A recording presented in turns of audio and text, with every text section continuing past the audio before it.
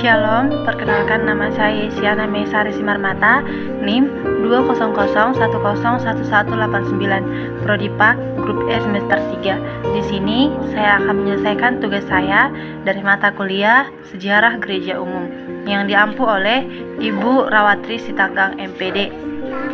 Baiklah, di video kali ini saya akan menjelaskan atau menyampaikan periodisasi sejarah gereja. Tetapi sebelum saya menyampaikannya, kita harus terlebih dahulu tahu bahwa mempelajari periodisasi sejarah gereja sangatlah penting supaya kita selalu tahu bagaimana sejarah kekristenan itu. Baiklah, di sini saya akan menyampaikan penjelasan atau pemahaman dari Christian de Jongs. 3 tahapan periodisasi sejarah gereja menurut Christian de Jongs. Yang pertama, gereja kuno, dimulai dari 30 Masehi hingga kurang lebih 590 Masehi. Yang kedua, gereja abad pertengahan dari 590 Masehi hingga 1517 Masehi. Dan yang ketiga, gereja zaman baru setelah 1517 Masehi.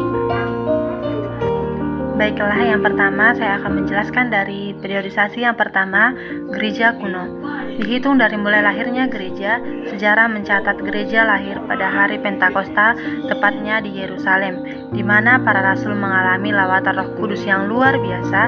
Di hari Pentakosta dicatat sebagai dilaugurasi gereja, dan di Antioquia orang pertama kali disebut Kristen. Dan di hari Pentakosta, tepatnya di Yerusalem, di wilayah Asia Barat. Kemudian, bagaimana gereja lahir? Para rasul memegang penting ketika periode ini. Bagaimana para rasul bersama volunteer-volunteer lainnya, sehingga akhirnya gereja semakin bertumbuh dan semakin berkembang. Tahun 313 itu penting karena Santinus Agus mengeluarkan maklumat atau Edik Milano. Edik Milano merupakan suatu keputusan yang dikeluarkan, yaitu toleransi beragama. Bagaimana kekristenan itu yang pada awalnya teraniaya baik oleh kaisar. Ada banyak pemimpin rasul-rasul yang terkenal dengan sebutan bapak-bapak gereja. Bapak-bapak gereja ini adalah murid daripada murid Yesus, seperti Polikarpus, yaitu murid dari Rasul Yohanes, dan yang kedua Kemen, murid daripada Rasul Petrus. Kemudian tahun 313 mulailah gereja mengalami udara segar, yaitu tidak lagi dikejar atau dianiaya. Setelah tahun 313, tepatnya tahun 380, oleh kaisar yang berbeda dikeluarkan, yaitu Edik Theodosius. Setelah zaman kuno, yang kedua, periodisasi yang kedua, gereja abad pertengahan. Gereja reformasi benar-benar mengubah situasi kekristenan. Pada abad ini dibagi 3 tahap, yaitu awal, medium, dan akhir. Situasi abad pertengahan ini menjadi renungan terjadinya suatu hal pelajaran. Gereja dalam zona nyaman, yaitu gereja mengalami penurunan. Yang pertama, dalam standar hidup para iman memiliki hidup yang di duniawi, demikian gereja. Yang kedua, dari sisi ajaran terjadinya atau deviasi atau penurunan, yaitu seperti praktek indulgensia, penjualan surat yang menghapus dosa-dosa, dan berdoa untuk orang-orang yang mati. Lewat masa abad pertengahan, masuklah periodisasi yang ketiga, yaitu gereja zaman baru atau reformasi, yang ditemukan oleh Martin Luther yang menempelkan 90 dalil di Wittenberg. Dia memberi pemikirannya yang sangat dipengaruhi oleh kitab Roma, yang bahwa seharusnya semua harus kembali pada Alkitab.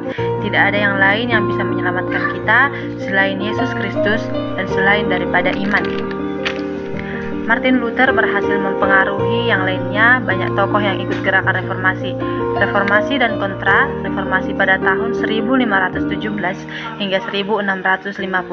Katolik tidak ikut serta menerima, tapi melakukan perlawanan, yaitu melakukan kontra reformasi dalam 2 sisi, yaitu sisi positif dan sisi negatif.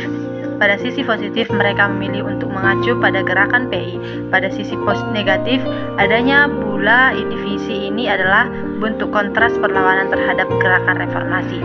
Sejak tahun 1650 hingga 1789 dikenal pada masa pietisme dan pencerahan, mewarnai secara khusus Jerman dan sekitarnya. Pietisme berasal dari cita-cita hidup saleh. Yang menyuarakan cita-cita hidup saleh ini adalah mereka menginginkan setiap orang sungguh-sungguh hidup secara Kristiani. Mereka menginginkan setiap orang itu menolak kekafiran. Akhirnya mereka masuk pada satu tahap di mana gereja setelah reformasi Prancis penting karena gerakan PI Protestan pada abad 18, 19, dan pada abad yang ke-20. Pada abad 18 sejarah mencatat tujuan yang luar biasa, dan pada abad yang ke-20 terjadinya Perang Dunia Pertama, yaitu pada tahun 1914 hingga tahun 1918, dan Perang Dunia yang kedua yaitu 1945 hingga 1947. Dan akhirnya kita berada di periode masa kini di mana kita hidup pada abad yang ke-21. Akan tetapi gereja di zaman sekarang juga masih tetap banyak mengalami tantangan tersendiri. Dari penjelasan yang saya sampaikan, saya dapat menyimpulkan atau kita dapat menyimpulkan bahwa ada 3 tahapan besar bagaimana sejarah gereja itu dibagi yang mengacu pada perkataan atau pendapat Christian de Jong. Yang pertama, gereja kuno, yang kedua, gereja abad pertengahan, dan yang ketiga, gereja zaman baru atau reformasi yang dihitung sejak masa reformasi gereja. Baiklah teman-teman semua, demikian video yang dapat saya sampaikan. Bila terdapat kata-kata yang kurang berkenan dalam perkataan atau penyampaian saya meminta maaf. Terima kasih. Shalom.